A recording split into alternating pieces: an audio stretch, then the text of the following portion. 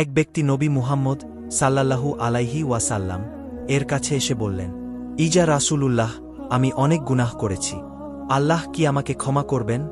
রাসূলুল্লাহ শাহ কোমলভাবে বললেন, তুমি কি তোমার মাকে জীবিত অবস্থায় পাও? লোকটি বলল, না। রাসূলুল্লাহ শাহ বললেন, তাহলে তোমার খালার সাথে সদ্ব্যবহার করো, কারণ খালা মায়েরই স্থান। লোকটি বিস্মিত হয়ে জিজ্ঞেস করল, একটু ভালো ব্যবহারেই কি আমার এত গুনাহ ক্ষমা হয়ে যাবে? রাসূলুল্লাহ শাহ বললেন, হ্যাঁ, আল্লাহ তাআলা সদ্ব্যবহারকারীদের ভালোবাসেন, আর তার রহমতের দরজা কখনো বন্ধ নয়। লোকটি কাঁদতে কাঁদতে ঘরে ফিরে গেল এবং খালার সাথে ভালো ব্যবহার শুরু করল।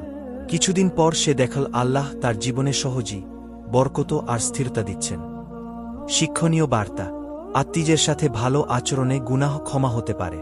আল্লাহর রহমতও কখনো শেষ হয় না। ছোট ভালো কাজে বড় পুরস্কার।